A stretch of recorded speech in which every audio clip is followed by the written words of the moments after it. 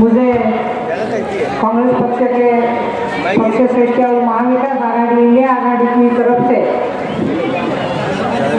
मुझे जिम्मेदारी मिली है और ये उम्मीदवारी मैंने आपके भरोसे से मैंने दी है। मुझे पूरी उम्मीद है, मुझे पूरा विश्वास है कि आपकी दुआ और आपका मतदान मुझे जरूर मिलेगा और हम सब बीजेपी को हराने में कामयाब होंगे। ये बीजेपी सरकार सीए और एनआरसी कायदा लागू करने वाले है। कांग्रेस पक्ष इसके खिलाफ है और महाविकास आघाड़ी की सत्ता आने के बाद ये कायदा जरूर नष्ट होगी। 20 तारीख को अपना बहुमूल्य वोटिंग पंजा निशानी का बटन दबा के आप कीजिए। धन्यवाद, शुक्रिया, खुदा हाफिज। मरहबा कलेक्शन मॉल, रेडीमेड कपड़ों का भरपूर खजाना, jeans pant, T shirt, cargo pant, night pant, बच्चे और बच्चियों के लिए अच्छे खूबसूरत और उम्दा ड्रेस। पता याद रखें, जमुर हाई स्कूल मेन रोड, जैतून हजीन मस्जिद के पास। ये इलेक्शन जो है 2024 जो है, ये कोई पार्टी या कोई शख्सी इलेक्शन नहीं है, बल्कि ये इलेक्शन हमारा तुम्हारा इलेक्शन है और वो भी बीजेपी के खिलाफ। ये इलेक्शन अयूब नगर की तरफ से अपना इलेक्शन लड़के आपको लड़ना है और वोट देना है। वोट क्यों देना है?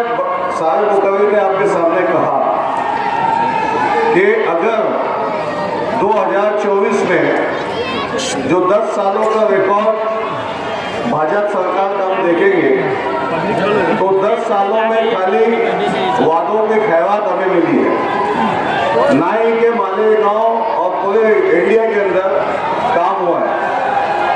इंडिया जुटेगा तो इंडिया जीतेगा और इंडिया चलेगा। और ये सब ताकत जो है आपके हाथ के अंदर है। और आई का भी इलेक्शन जो है पंजे का निशान है। दूसरा मैं ये कहना चाहूँगा, अगर आप चाहते हैं कि 3 लाख से ज़ायद मसाजिद के अंदर आवाज़ अजान की गूंजे तो आपको वोट देना होगा। अगर आपको मंदिरों से आवाज़ गूंजना है तो आपको वोट देना होगा।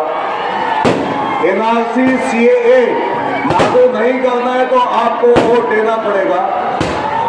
हमारी माँ बहनों की इज्जत और उनके तहफ़्फ़ुज़ के लिए, चाहे वो कोई भी मजहब की हमारी माँ बहनें हो, उनकी हिफाजत करना है तो हमें वोट देना होगा। मॉब लिंचिंग बंद करना हो तो हमें वोट देना होगा। और हमारे शरीयत को कायम रखना है तो हमें वोट देना होगा। नफरत का बाजार खत्म करना है तो हमें वोट देना होगा। हमारे इंडिया के अंदर अमन बहाल करना है तो हमें वोट देना होगा। और ये वोट हमारे बच्चों के लिए आपको देना होगा। मालेगांव शहर से प्राइवेट बिजली का खात्मा करना है तो हमें वोट देना होगा। पावर लूम सड़क को आगे चलाना है तो हमें वोट देना होगा। शेतकरियों का माल बिके तो हमें वोट देना होगा। और हमारे बच्चों को तालीम देना है और हमारे बच्चों को रोजी रोटी से लगाना है, नौकरियों का सरकारी लगाना है तो हमें वोट देना होगा। और सिर्फ 22 लोग जो अरबपति बना करके रखा है, अगर उसको खत्म करना है तो हमें वोट देना होगा। हमें मजबूत होना है तो हमें वोट देना होगा। ये बात आप याद रखिए। ये इलेक्शन किसी पार्टी का नहीं है, ये इलेक्शन हमारा और बीजेपी के साथ इलेक्शन है। इसलिए 20 तारीख के दिन हमें सुबह उठ करके लाइन लगा करके शोभाताई बच्चाओं को, जिनका निशानी है पंजा, उसको वोट देना है। आगे बात होते रहेंगे। मुझे वक्त दिया गया। दुनिया मालेगांव लोकसभा की उम्मीदवारी मुझे कांग्रेस पक्ष के पक्षश्रेष्ठ और महाविकास आघाड़ी इंडिया आघाड़ी की तरफ से मुझे जिम्मेदारी मिली है और ये उम्मीदवारी मैंने आपके भरोसे से मैंने दी है। मुझे पूरी उम्मीद है, मुझे पूरा विश्वास है कि आपकी दुआ और आपका मतदान मुझे जरूर मिलेगा और हम सब बीजेपी को हराने में कामयाब होंगे।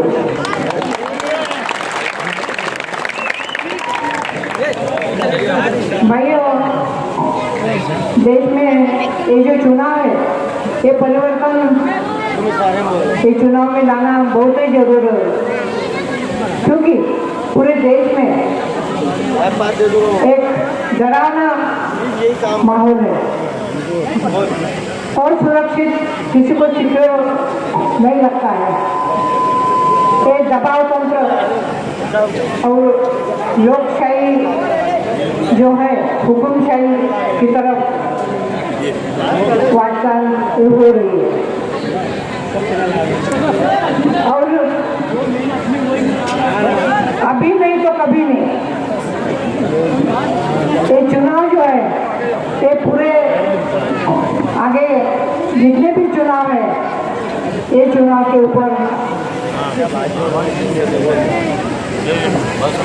ठहरने वाले हैं, क्योंकि 10 साल बीजेपी ने जो वादे किए थे उसमें से एक भी वादा पूरा किया नहीं है। महंगाई बढ़ती जा रही है और जो हमारे युवा है उनको कहीं पे भी नौकरी नहीं है, वो बेरोजगार है। उनकी तरक्की के लिए हमें महाविकास आघाड़ी के उम्मीदवार चुन के लाना है। गैस सिलेंडर के भाव बढ़ गए हैं, पेट्रोल डीजल के भाव बढ़ गए हैं और यहाँ पे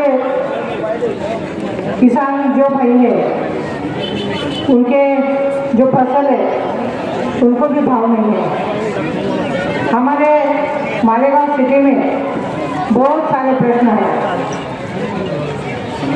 10 साल में किसी ने खासदार निधि नहीं देखा है, किसी ने देखा है?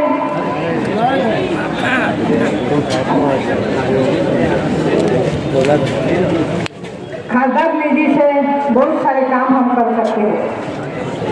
हमारे आमदार और खासदार निधि एक ताकत निर्माण हो सकती है। मालेगांव में जो बुनकर भाई है उनके बहुत सारे प्रश्न हैं, उनके हालात जो है वो बहुत बिगड़ रहे हैं। हमें पावरलूम क्लस्टर मालेगांव में जरूर करना है। जो कामगार भाई है उनको पंतप्रधान आवास में योजना से उनको घर हमें दिलाने हैं और जो हाईवे पे ब्रिज है वहाँ पे सर्विस रोड भी होना बहुत जरूरी है, कि बहुत सारे एक्सीडेंट वहाँ पे होते हैं। मैं आपको मराठी में 2 शब्द बोलती हूँ। मैं मालेगावची, मी सून आहे, मालेगावची कन्या आहे।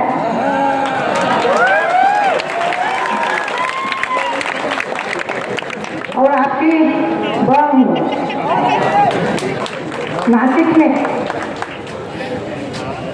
3 साल मेयर हो चुकी हूँ और 15 साल कॉर्पोरेटर, एमएलए, राज्यमंत्री आणि धुळ्याची पालकमंत्री।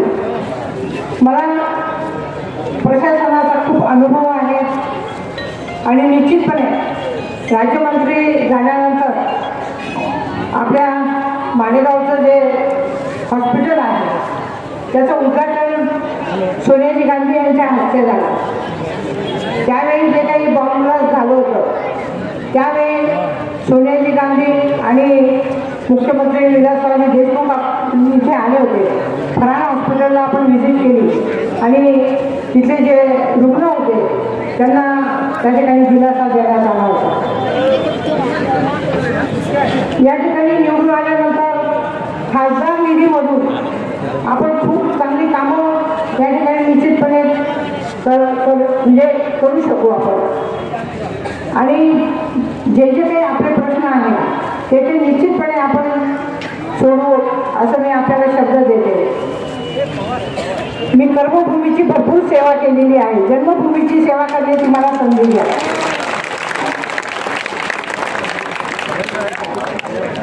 महाविकास आघाडी जेव्हा सत्तेत होती त्यावेळी 5% आरक्षण मायनॉरिटीला दिलं होतं. भाजप सरकार आल्यानंतर ते आरक्षण त्यांनी रद्द केलं. त्याचप्रमाणे सचल समितीच्या ज्या काही शिफारसी आहेत त्याच्यानुसार आपल्या संपूर्ण कम्युनिटीमध्ये चांगल्या पद्धतीने विकास हा आपण करू शकतो. आपले नेते राहुलजी गांधी भारत जोडो न्याय यात्राच्या निमित्ताने संपूर्ण देशामध्ये फिरले. त्यामध्ये शेतकरी बांधव असतील, बेरोजगार युवक असतील, महिला असतील, त्याचप्रमाणे जे काही मायनॉरिटीचे बांधव असतील त्यांचे सगळे प्रश्न जाणून घेतले आणि आपल्या जाहीरनाम्यामध्ये 5 न्याय आणि 25 भरोसे त्यांनी केले. त्याच्यामध्ये महिलांसाठी जी गरीब कुटुंबातली महिला आहे तिला एका वर्षामध्ये 1 लाख रुपये डायरेक्ट तिच्या खात्यामध्ये जमा होतात. त्याचप्रमाणे जी महिला सुशिक्षित आहे तिला केंद्रीय भरतीमध्ये 50% आरक्षण मिळणार. अंगणवाडी सेविका, त्याचप्रमाणे आशा वर्कर असेल, मध्यान्ह भोजन करणारी महिला असेल, तिच्या मानधनामध्ये दुप्पट वाढ होणार आहे. हा जो महाविकास आघाडीचा काँग्रेस पक्षाचा अजेंडा आहे तो सगळ्या देशात नाही तर जगामध्ये त्याचं कौतुक होतं आहे. परंतु भाजप शासन हे यांना बोलण्यासारखं लायकीचं काहीच नाही. प्रत्येक गोष्टीवरती ते टीका करता आहे. त्यांनी सांगितलं की हे महाविकास सरकार जे आहे हे मंगळसूत्र घेऊन आपल्याला देणार. आपल्या नेत्या श्रीमती सोनिया गांधी यांनी त्यांचं मंगळसूत्र देशाला दिलं आणि असं कधीही होऊ शकणार नाही. परंतु त्यांचा तोल गेलेला आहे.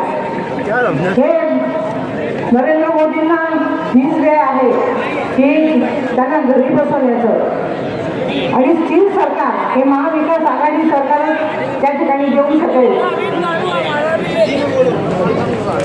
जो स्थिर सरकार है वो महाविकास आघाड़ी शासन ही दे सकेगा. हमारे भाई आसिफ भाई उन्होंने जब वो एमएलए थे तो उन्होंने मालेगांव सिटी में बहुत अच्छे काम किए हैं.